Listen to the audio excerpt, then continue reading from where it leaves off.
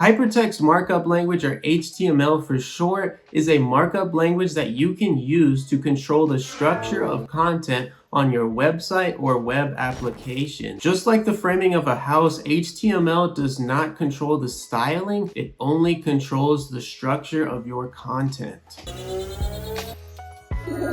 Before we start creating any HTML content, you guys need to download and set up a code editor of your choice. Today, I'm going to be using Visual Studio Code.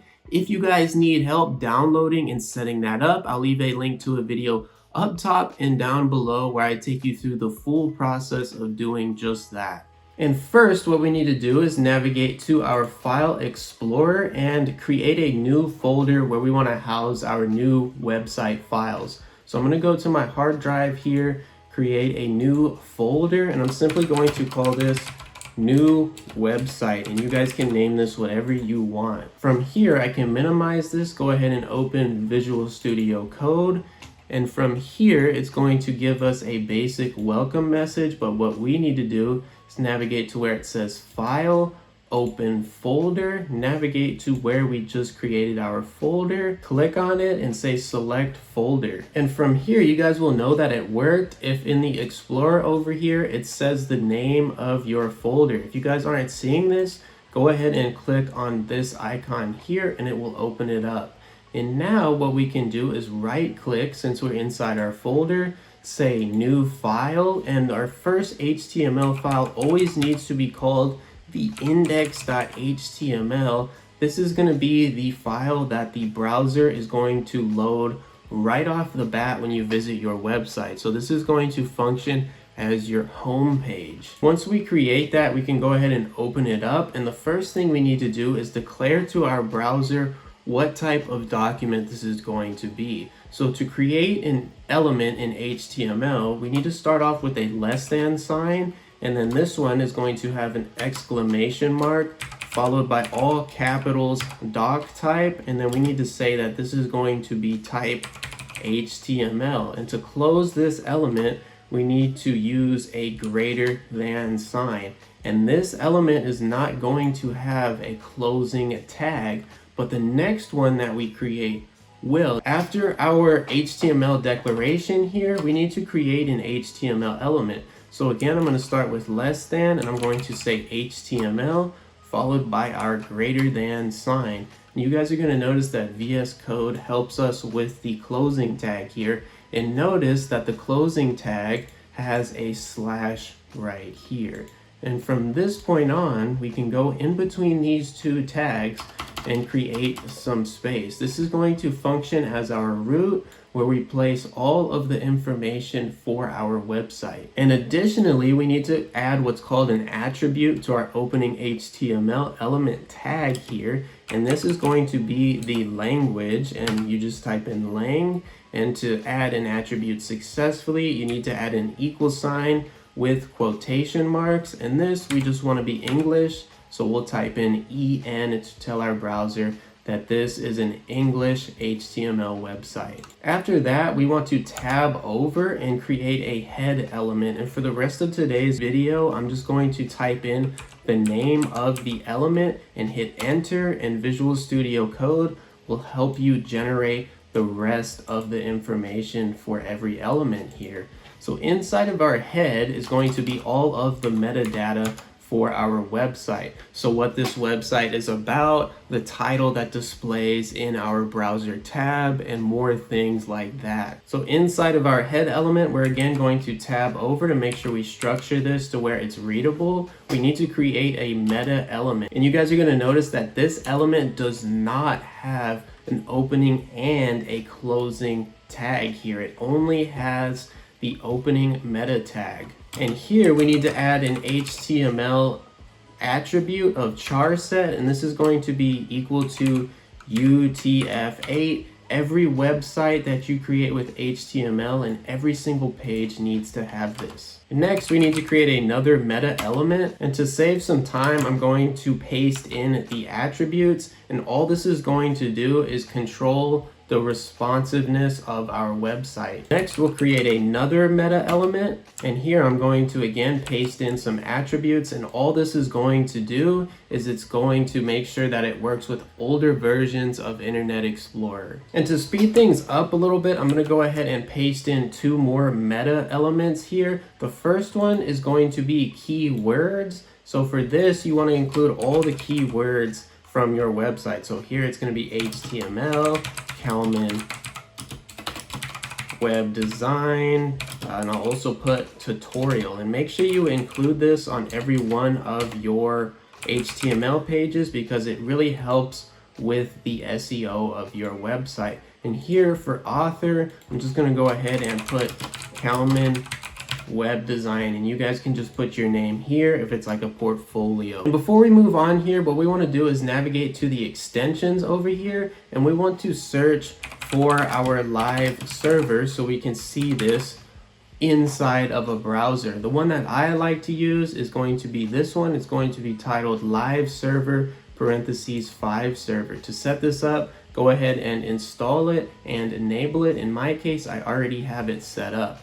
Once you guys set that up, we can close out of this, go back to our HTML page here, and what we can do is click on in the bottom right, open 5 server where it says go live. From here, it will open up your HTML page in your browser view. So from here, you guys are going to see that it has this generic URL. This is just a locally hosted web server that your computer is using to display your HTML, followed by the name of your HTML page here. What I'm going to do is move this over to the right side of the screen and leave Visual Studio Code on the left side of the screen. This terminal, you guys can go ahead and just close out of that. And now we're going to start creating some stuff you can actually see on your website. So here we'll create a title element, and I'm just going to say new website. And notice over here in our live server that in the browser tab here, it displays that title that we just created. And now beneath our head element, what we need to do is create a body element.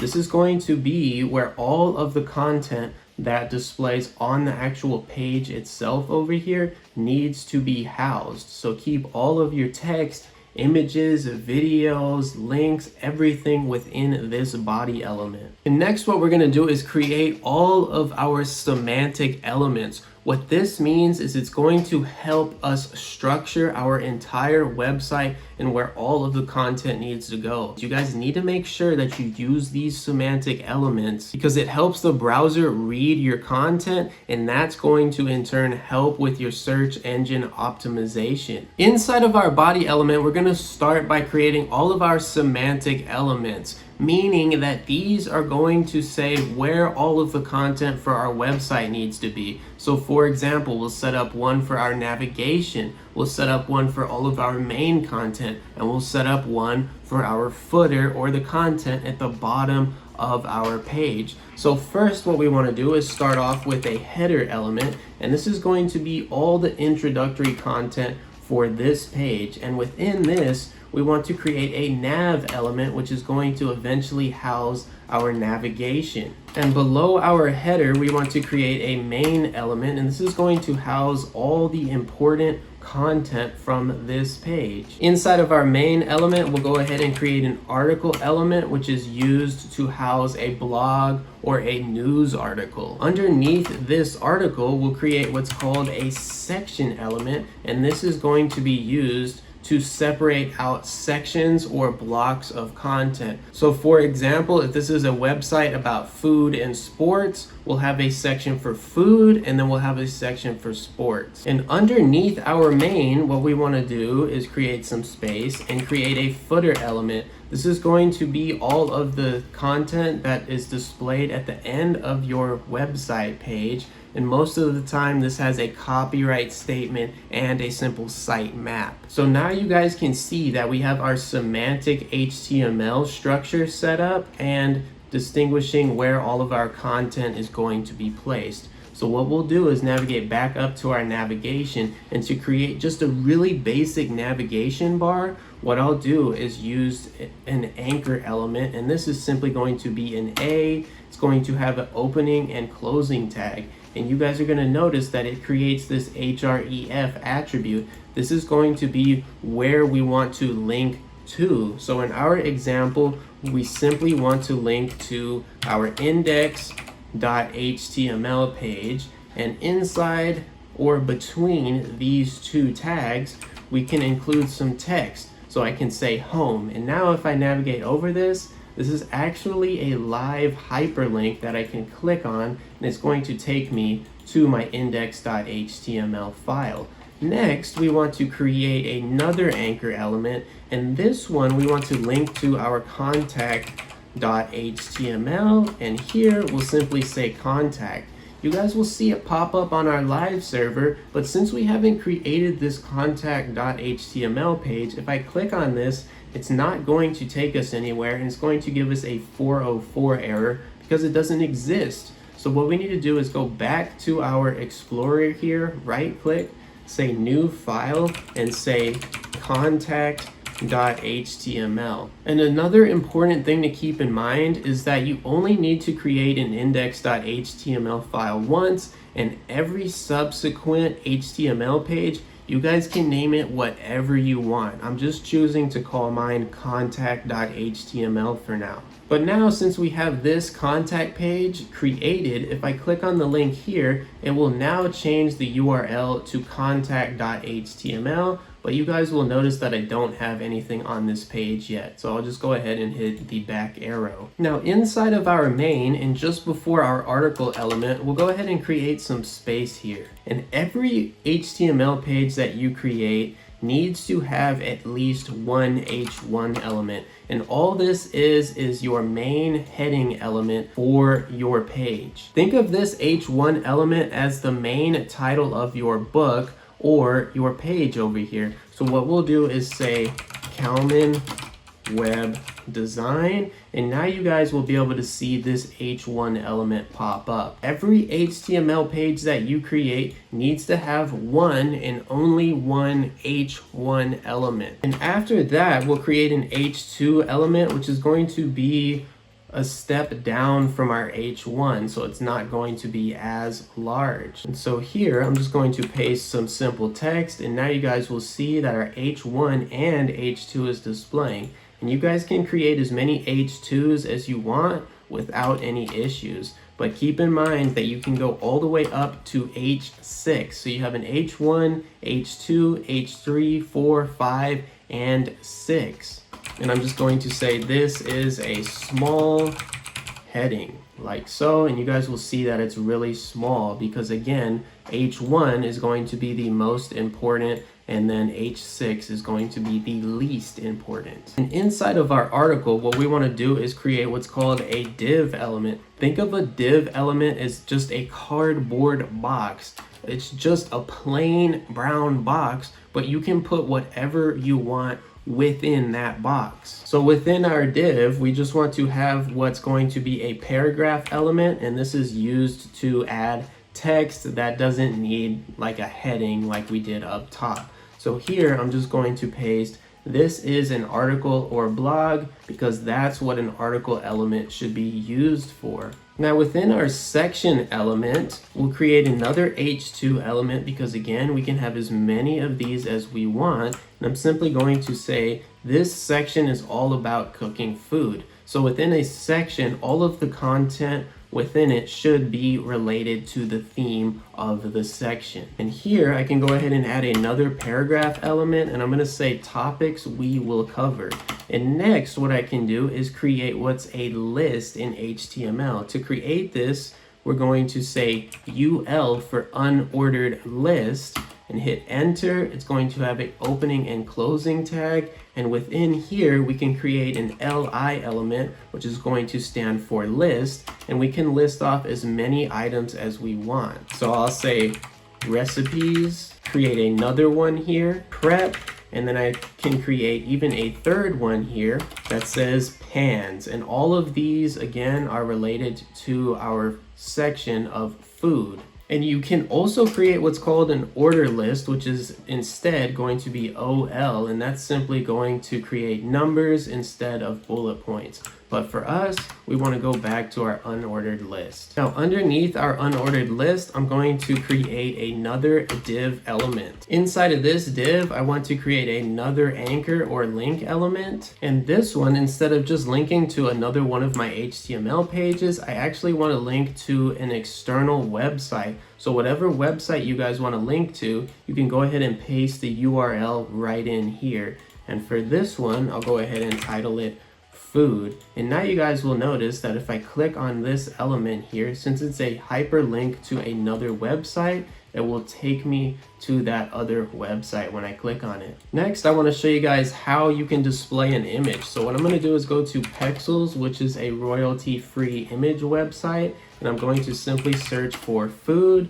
and I'm just going to go ahead and download this picture of a cheeseburger here by clicking free download. Go ahead and close out of this, and what I need to do is navigate back to File Explorer, go to Downloads. I'm going to right click and cut this image, and I simply want to navigate back to the folder where I'm creating this website and click on it. And from here, instead of just placing all my images right in here alongside our HTML files, I'm going to create a new folder called images and go ahead and paste that image within this folder. And just to simplify this, I'm going to rename this to burger. Now, if I minimize that and open up our Explorer over here, you guys will see that we have an images folder with our burger image right here. And to display this on our website page, we want to create an image element. This is not going to have a closing tag, and our SRC is going to navigate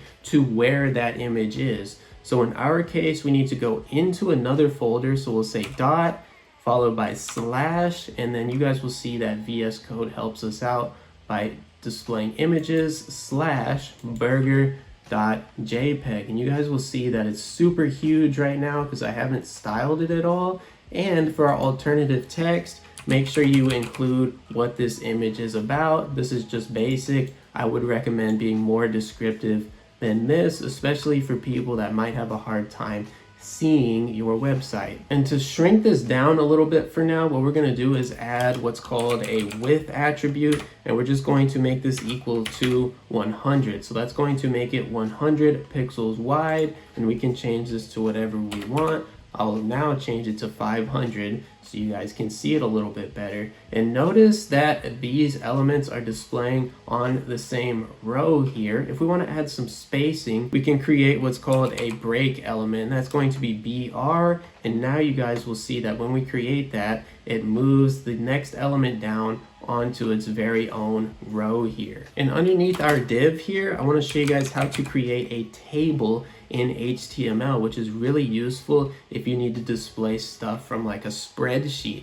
So we'll start off with the table element, which has a opening and closing tag. And then we need to create what's called a table row element. So that's just going to be TR. And then we'll go ahead and create some space here. And then we're going to create a table heading. So this is going to be the heading for your content. So we'll go ahead and say good right in here, and then we'll create another table heading and say bad. And underneath this table row here, what we'll do is create one more table row, and inside of this, instead of using our table heading elements, we'll use a TD element, which is also going to be called our table data. So we'll say burgers are good, and then we'll say vegetables or veggies are bad. Now underneath our image here, you guys will be able to see that we have a basic table layout set up in HTML. Now I want to show you guys how you can use the iframe element to embed content like videos or other websites onto your website. So we'll create an iframe element, and for our SRC, we're going to use this same URL here of food.com. Paste it right in here, and now if we scroll down, you can see that that food.com website is embedded into our HTML page here. And to change the size of this, what we can do is add a width attribute here and make this equal to 1000, for example. And that will make it much wider to where you can see it a lot better. And we can also add a height attribute, so it will make it a little bit taller, and we'll just make that equal to 500 for now. And you guys can see that it's now displaying 1000 pixels by 500 pixels tall here, and you guys can scroll through this website on this page like so. But for now, we're going to go ahead and get rid of this iframe element because it's extremely distracting. But for now, we're going to shrink this down to 100 by 50 pixels just so you guys can see that it is still there. Now underneath our main element, we still have our footer, and just to keep this short and sweet, I'm going to add 2 paragraph elements here that say this is the bottom of your web page, usually containing a sitemap or copyright status, followed by a copyright statement here. Now what we need to do is set up our contact.html because there's absolutely nothing over here if we navigate to it. So what we'll do is we'll go ahead and use Control A, Control C to copy all of this information and simply go over to our contact page and just paste it right in here. So the things that we want that are going to stay exactly the same, we'll go ahead and just leave. But for now, what we want to do is change out our keywords. So we'll say something like HTML contact form, for example, and the author is going to stay the same. And our title is, instead of new website, we're going to say contact. And you guys will notice that once we go to our contact page, that it will say contact at the top of browser tab here. So what we need to do is we want to leave our navigation, but we want to get rid of all of this content within our main element. So we'll just select all of it, delete it, and now you guys will see all we have left is our navigation, which we want to stay the same, our footer, and our main element along with our H1 heading.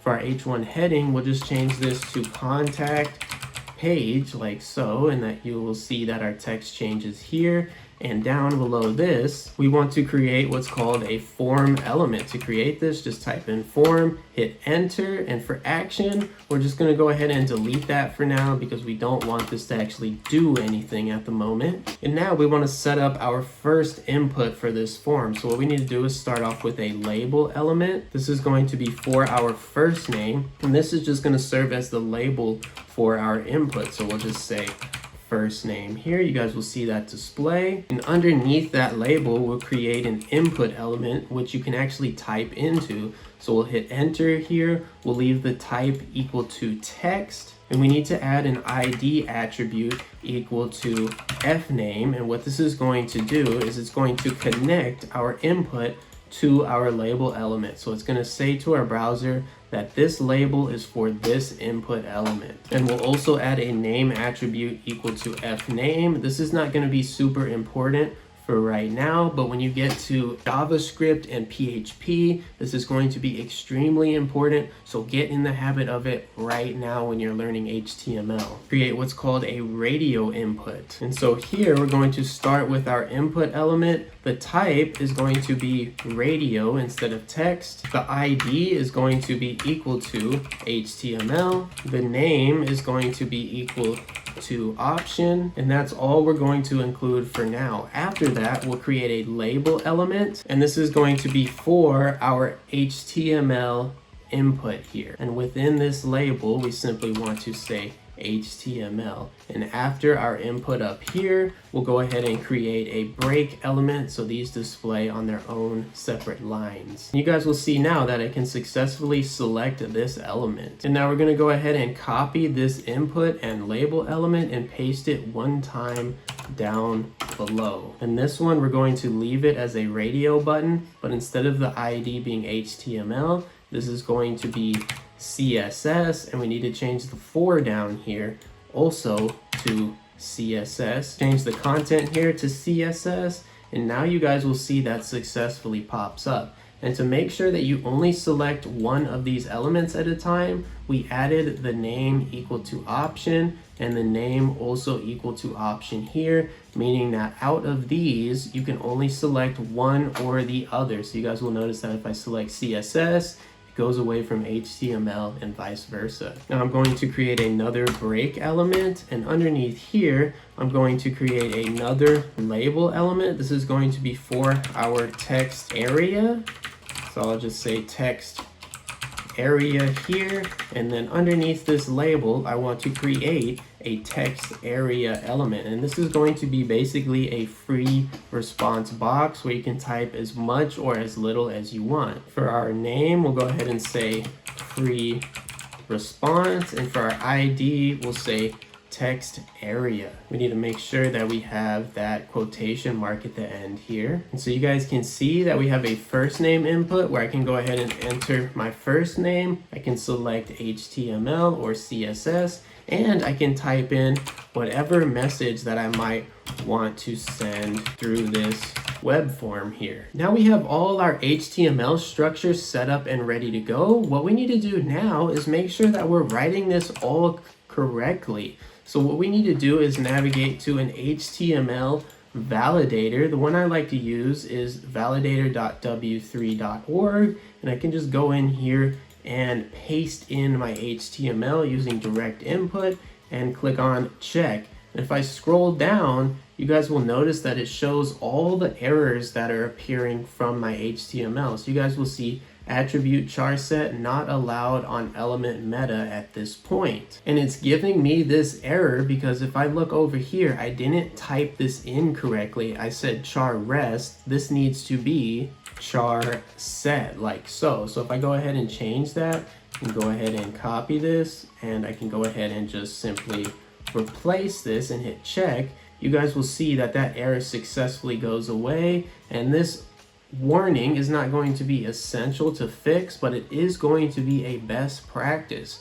So what I need to do is go down to my article element and add an h2 element, and I'll simply call this an article. And then here it's giving us an error for our frame border attribute on our iframe element. So down here I can just go ahead and delete this frame border. So I'll go ahead and copy this, paste it back into our validator here, check it, and now you guys will see that it's completed successfully without any errors or warnings. Make sure you do this with every HTML page and website that you guys create, because it will help you avoid so many issues in the long run. So now we successfully have a basic HTML website set up and ready to go. In the next video, what we're gonna do is hop into learning CSS so we can style this and make it look pretty, and from there we'll move on to JavaScript. If you guys have any questions or don't understand something I covered in today's video,